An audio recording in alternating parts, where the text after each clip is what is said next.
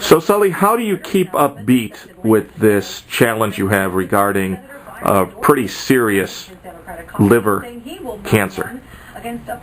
I just think it comes naturally to me. I'm a veteran for one. I've seen enough tragedy in my life, and in the bar business, everyone's family. And after you're 40, you know, you got it. It's a challenge and it's a journey, and that's where you got to go. And right now, this is my journey, and then hopefully later on it's over, and I can go back to doing what I like to do.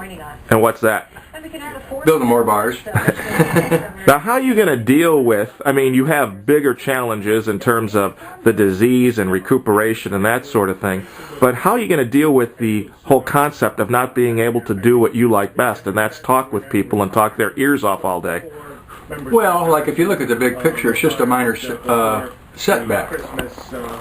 And you're going to have to turn stumbling blocks into stepping stones somewhere along your life. And today's the first day that you do it. And you better have fun doing it. Why make yourself miserable?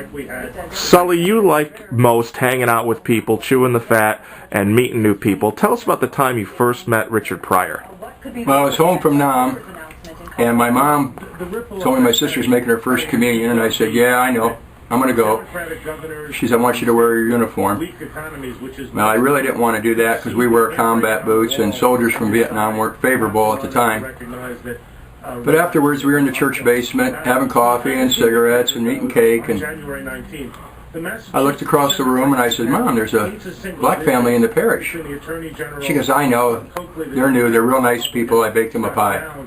And then she says that one over there is an upcoming comedian. A few minutes later, with the little guys hanging around me, asked me what the patches are for. A guy stood over me and he says, hey, soldier, are you stealing my show? And I stood up and says, no, sir, I'm Sergeant Sullivan.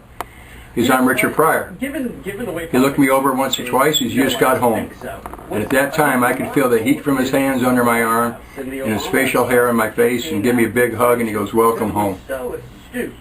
Years ago, I thought, boy, there's a lot of people that didn't do that, but Richard Pryor, he knew what we were going through, and he knew what was going on in society. And that's the Richard Pryor from Peoria.